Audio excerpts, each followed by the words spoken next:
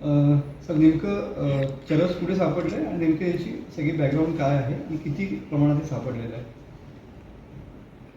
Dapoli police station हद्दीमध्ये दिनांक 14 August रोजी मला एक माहिती मिळाली की संशयास्पद पॅकेट कर्दे बीचवरती आहे. त्या संदर्भात पोलिसांनी जाऊन तिथं माहिती घेतली असता तिथं आम्हाला काही प्रमाणामध्ये अशा प्रकारचे पॅकेट्स मिळाले. त्यानंतर आम्ही आमची फॉरेन्सिक टीम त्या ठिकाणी रवाना केली, डॉग स्क्वॉड आणि आमचे कर्मचारी त्या ठिकाणी रवाना केले स्टाफ. प्राथमिक चाचणीमध्ये ते चरस किंवा हशीश असल्याचं निष्पन्न झालेलं आहे आणि त्यानंतर त्या परिसरामधल्या सगळ्या बाकी बीचवर ते शोध मोहीम राबवण्यात आली.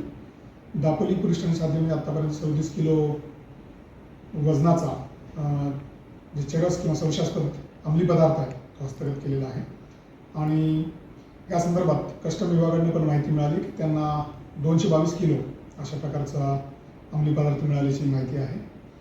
ह्या संदर्भात आम्ही अधिक माहिती घेतो. आम्ही गुजरात ATS यांच्याशी पण संपर्क साधलेला आहे. तिथेही अशाच प्रकारचे पॅकेट्स मिळाल्याची माहिती प्राथमिक प्राप्त झालेली आहे.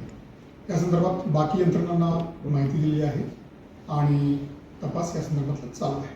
धन्यवाद. या संदर्भात ATशी मदत घेतली का?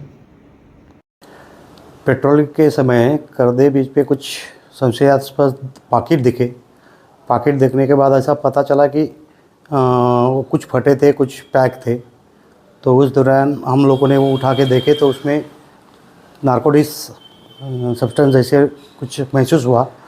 तो हमारे सीनियर को पता कि उसका सारा ये करके वो हम लोगों ने नारकोटिक्स फॉरेंस लैब को बुलाया और वो चेक करवाया तो उसके दरमियान वो चरस है करके पता चला। उस हिसाब से हमने दूसरे दिन से सर्च मुहिम शुरू की और सर्च मुहिम हमारी अभी तक जारी है।